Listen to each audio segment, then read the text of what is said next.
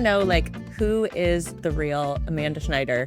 Oh, goodness. That's, you know, not the TED talker, not the author. Like, when you're kicking off your shoes at night, like, who are you? I mean, I would say I live a double life, first and foremost, because I'm either like in yoga pants or stage ready. Like there's like no in between. So it's been fun because I feel like what's happened to me over the last, I would say 2-3 years since the TED Talk, now with the book launch, is like my personal, professional versions of myself are all starting to blend. And I think that would make a lot of people really uncomfortable.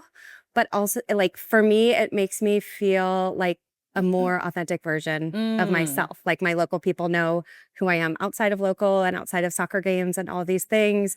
And I also, if you haven't seen on LinkedIn and some of my social posts, I also bring my kids. And now even my friends' kids into, you know, a lot of what I do. And I think it's really important because I think one reason my career has been what it is because my dad did that for me. He brought me, he just exposed me to a lot of the professional world before I was ready or even knew what I was seeing.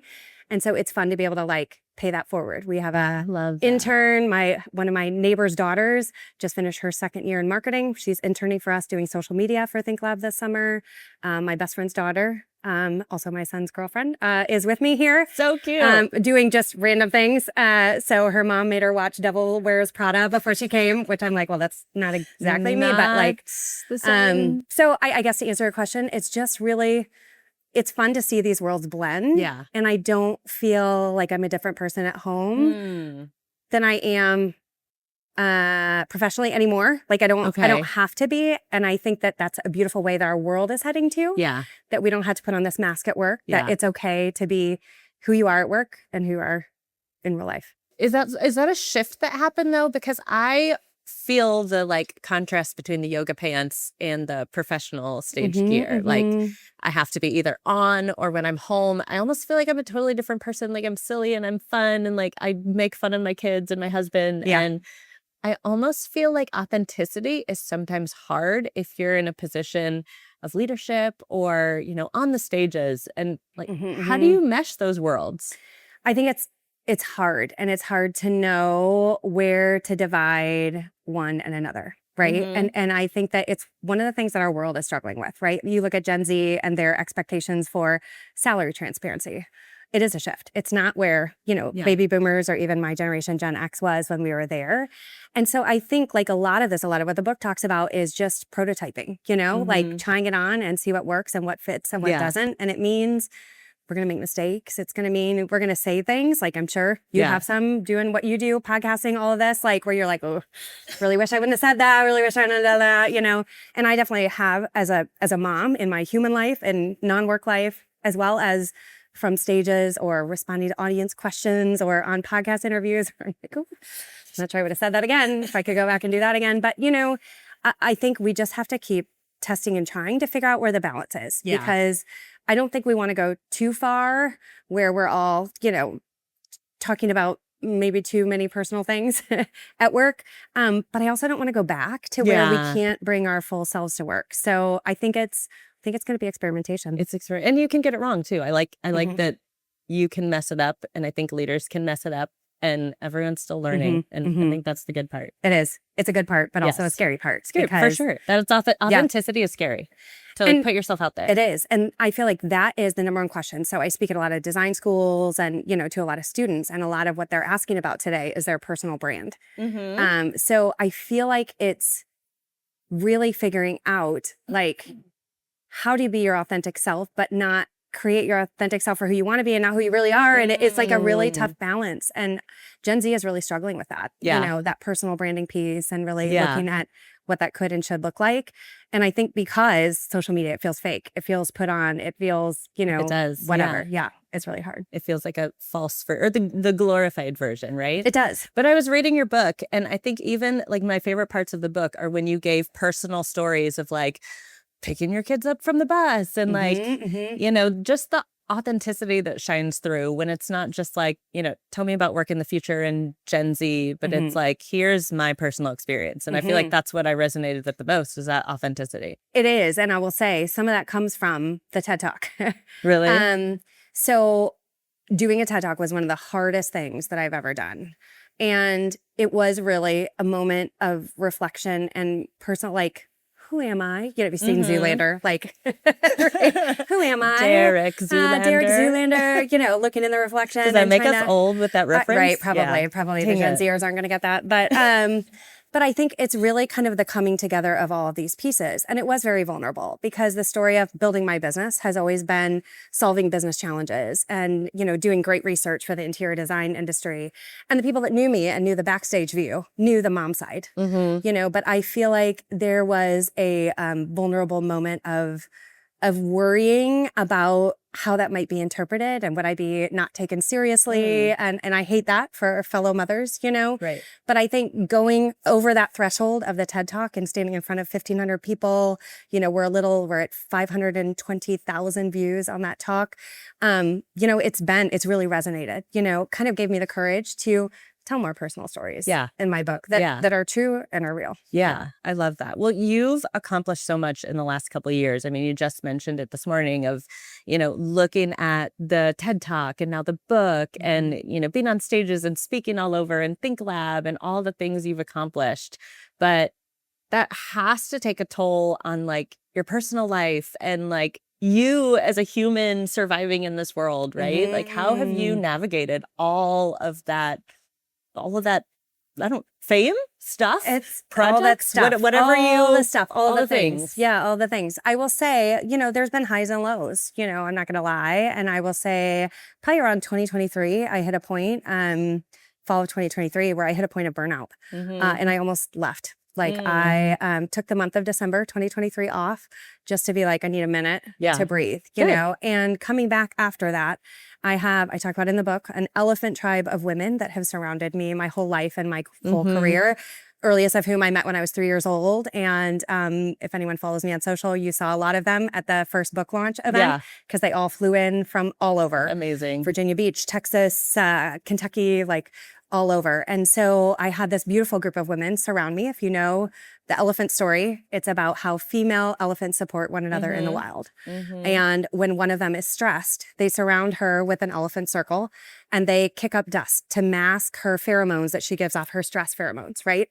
So they protect one of their own. Likewise, when a female elephant gives birth, they surround her, same circle, and they trumpet for joy to celebrate her successes. And I feel like, I get emotional every time I talk about this. I love that.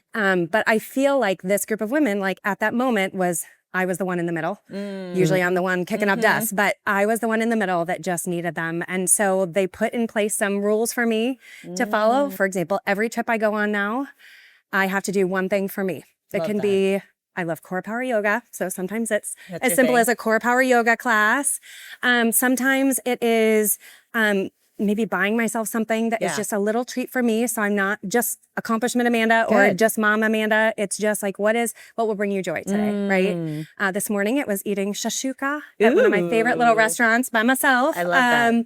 So I think it's just really, how do I make sure to build who I am and build joy into my life out of accomplishments? Yes. Whether my accomplishments are TED Talk and book or raising 3 little humans. Yeah. That's amazing. And I often think about like, what if it all went away? Like what truly matters, And are we still focused on what truly matters if all of the noise would disappear tomorrow? Like COVID, think about how we all quickly just like sheltered. Right. That's such a life shift. And so I think reprioritizing and thinking about what's important and having your elephants is such a big part of that. Surround you to remind you of what's important. I love that. Okay. What other things do you do to bring you joy? What are the things I do to bring me joy? So I am an avid runner. So I live in the middle of Forest Preserve, literally northwest of Chicago. Our house is surrounded on 3 sides by Forest Preserve. So when I am not working at freakishly early hours of the morning, you will usually find me trail running. That brings me joy. I also, here's my next dream in life. Okay. What is it? Not professional related, is I want to be a puppy raiser. So Deb Golden, the woman who wrote my foreword of my book, she's the Chief Innovation Officer at Deloitte. Okay. And she is a puppy raiser. So it's for America's vet dogs. And what she does is takes little labs from about 8 weeks to about 18 months, and she raises them as, it's a formal title, puppy raiser, but to get them ready to go, to get them ready to go into formal dog school to help veterans that are suffering from PTSD and all of that. And so she's talked about all that she's learned from these dogs that have so what funny. it's taught her about leadership. Oh my And gosh. so like that's my next dream. I have to get through book tour first because I'm traveling way too much. But your job is to raise these puppies to be exposed to planes, trains, automobiles, people, cities, country, all of these things so that they can help these veterans Dream job. who are struggling navigate. Yeah. So that's my next big dream. I love that. Okay. So talk to me about this book. Okay. I want to know, like, how do the different generations respond to it? Like, how do your Gen Z readers, like, what are they saying based on what, is happening in the book? Which I love the perspective of, let's listen to all the generations. Let's listen to Gen Z instead of coming down on them. Like, we have so much to learn from each other, but we all need to change and respond to what's happening. I love that. But what do they say? So let's go by generation. Let's start with Gen Z. I will say for Gen Z, I think the book is really empowering to them. Gen Z is kind of a unafraid generation, right? They've really found their voice. They have access unlike any other generation. But they don't always know what they don't know. Yeah. And that's a real challenge for them. For example, we have a Gen Z cohort at Think Lab that is kind of set up like what I talk about in my TED Talk as the Gucci Shadow Board. Chapter 6 in the book talks about how to set up your own like this, but we're doing one on behalf of the industry. And we did a little survey with them. And one of the questions were to a group of interior designers, what challenges do you have with product? 70% of them said, nothing, I know it all. Right? Like, we were all like, even the Gen Zers were like, "Ooh, I must have been having a good day that day." Like, what happened? I love the confidence. Right. Confidence is good, but they need some of that contextual awareness. Yeah. So I think this book is empowering to them, and that is how to get to Gen Z and make them want to take action and action for the good and not fighting the world, right? For sure. So it's very empowering to Gen Z. I have a lot of them say thank you, because it not only helps them get that contextual awareness of what they need to know of the situations they're walking into, but it also really, helps them to know what to do and feel like they have a voice to make change, because that's the way to empower them is to make them feel like they can make change. So then we'll go up to millennials have been very quiet. I don't think I've heard of a lot of millennials. Really? But a lot of the data says millennials are in a lot of ways kind of the most extreme. You've seen probably the chapter about the boomerang effect and how when we look across generations, millennials are actually the most digital forward. So I think a lot of my millennials are just still processing and want to get through the full book, and maybe then I'll start hearing from them. Gen X, my generation, is where we start to get pissed off. And there's actually a quote like in the attacked, book. like I feel attacked. No, just like these damn entitled kids, like I had to work for this and why don't they? But there's actually a quote in the book where one of my Gen X friends like was ranting on text message. She was a pre-reader of the book and actually ended up including it in the book. She was like, when I get past the anger though, this is what I want to. Yeah. And I was like, okay, well, let's harness that. For sure. Let's harness that. And I would say, not surprisingly, baby boomers are probably having the most struggle with it. I was keynoting in March at the PDC conference, Planning, Design, and Construction. It's a healthcare conference. And I had a gentleman in the audience who was like, hey, you're teaching us, how we're supposed to talk to them. Like, what about them? Who's teaching them how to talk to us? And I said, well, are you short of ideas of what they need to do? He said, no, like angry. I said, okay, well, are they hearing you? No. I was like, well, there's your answer. The problem. So I think that's what I hope this book does is you may not like it. And I will say some of these shifts as they're happening are not necessarily good for the world or good for us as humanity. Yeah. But either they're going to happen to us and they're going to happen anyway, or we become aware of them. We got to name it to tame it. If we can name these differences and start to call them out, then we have a chance of building an intentional future that we all want to be a part of. So I think that's what's pissing off the baby boomers. Is we're saying like, but is this a better world? Is this what we want? It may not be, but this is the way to connect with the next generation. And as baby boomers retire, largest generation, Gen X, not big enough to fill them. So millennials, all of you, and Gen Z are going to have to step up sooner. Yeah. So if we want to collect this immense tacit knowledge that is leaving the workforce, we have to figure out how to talk across these generations. And Gen Z doesn't know what they don't know. It's going to mean, it's like marriage counseling. Like baby boomers, you get like, I know you want to be like, she's the problem, but you're going to have to change too. Yeah. But what I found is millennials, at least a lot of the millennial leaders, design leaders that I talk with are looking at how we were brought up in the industry and how our managers kind of were overbearing, force down leadership. And they're saying, no, we don't want to do leadership like how we did it. We want to do it in kind of the opposite way and how we think will empower people and, lift people up and let every voice be heard. And what I'm hearing is they're seeing Gen Z and they share the frustration, but they're also saying, let's learn from them. Like they have a lot to bring to us and a lot to teach us. Because at the end of the day, like you said, we all kind of want the same thing. Yeah. They're just brave enough to do it. To ask for it. Yeah. Ask for it. Well, you're hanging out with a great group of people that are very open-minded. I think what I'm hearing more and more about is just burnout, especially at that mid-level. And really interesting stat that actually came out after the book was launched, so it's not in the book, but we saw a follow-up in the Gallup employee engagement poll in 2020. That's totally understandable, right? That was a lot of shifting and changing, so we can see why employees were less engaged at that time. It is in the book where in 2024, there was a second fall-off that was equal to the 2020 fall-off. So what was happening in 2024? And what's even more interesting, this is the piece that came out after the book published, is in 2025, there was a second fall off. So 2 consecutive years, that's never happened before. And I think it's really about this burnout. And the largest fall off were those mid-level managers. That is probably millennials and Gen X right now, because they are trying to carry the weight of translating what they're hearing at the worker bee ground level with what they're hearing at the leadership level and translate these policies down and the real needs up. And they're stuck in the middle and they're burning out the fastest. I believe it. So that burnout is the biggest symptom that we have to talk about. And I think that's what I want people to take from this book is it's not about generational differences and what you boomer need to understand about Gen Z. It's much more about here are the business challenges we are all having. We are. And we're not going to get different results by doing the same thing. So let's look for fresh insight. And for Gen Z, the first truly, truly digital native generation, it's as natural for them as the air they breathe. So how do we listen to them, take that, filter it through the wisdom of older generations? We still need that. We're not putting them in the C-suite yet, despite the fact they're asking for that, right?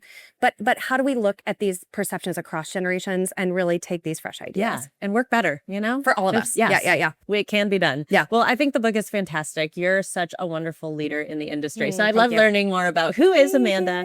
And thank you for this book. But we're going to wrap with just a couple questions. So we developed this is a card game. Conversation I listen to your podcast. Deck. So this is just like a variety of questions. They're kind of color coded. People, creativity, purpose, design. I just want you to pick a card. Pick a card from our colorful deck. People. I'm going to go people. Okay. You can read it. Okay. I read it. Okay. Who is someone in your life who saw potential in you? Oh, goodness. I feel like I'm going to have a cheesy answer for this one. Who is someone in my life who saw potential in me? I mean, I have to go with my dad. You know, we started talking about that. I don't know if we were on camera yet or not. When I was talking about, I think one of the reasons for my professional success is that my dad helped expose me at a very early age. I did Toastmasters. I don't know if you know what that is. But public speaking with his colleagues. So I was in high school. I was like a sophomore in high school. I can still recite it if you want to hear it. About the American Free Enterprise System. You know, but he exposed me to Toastmasters. He exposed me. It's why I went into industrial design. My major is because I met an industrial designer that was working with him as an engineer at Admiral Whirlpool in the appliance industry. And so it's been really fun to take that belief in me and see what that exposure got me and now pay it forward to the next generation. You're doing that with your children. I am. So if you follow me on social, you see I bring them with me to a lot of things. Austin, my middle son, has been on the podcast, which is like our most popular episode. His voice cracks in the middle. It's very cute. So really fun to kind of take that belief in me and now pay it forward to the next generation. And I hope their elephant circles of women do it as well. You're creating it. I love it. One more question. Okay. All right. Geez, I should do a different color. What was blue? Color. Okay. Blue is design. Okay. Blue is design. Design, creativity. Career. Let's do career. I'm going to do career. a green. Do a green career. Okay. Perfect. Oh, goodness. What is the most fake it till you make it moment you've ever had? Oh, I love that one for you. Oh, okay. I think it's really interesting because where I am today in my career probably looks easy to a lot of people. But where it all started was a big no that hurt a lot, that made me leave the professional working world and start my own consultancy.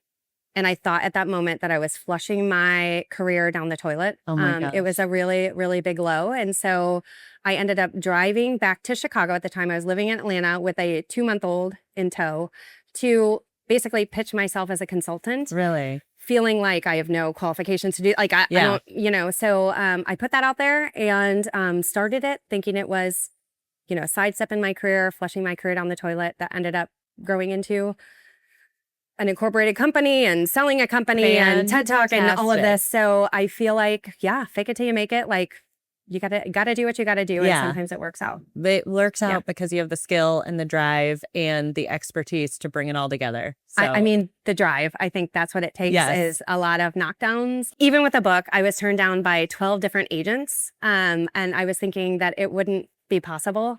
And then I was up super early because I'm a freakishly early riser. We've already established that. I was up super early one morning, and Wiley is one of the only publishers that takes direct pitches. So I sent them a pitch, and by 9 a.m. I had a meeting, and 2 weeks later I had a book deal. So fantastic. Well, we love Wiley then. Yeah. That's amazing. Yeah. So it was very, very exciting. Oh, I'm so proud of you. I'm so glad to be in your circle. It's awesome to talk to you. But welcome to the Elephant Circle.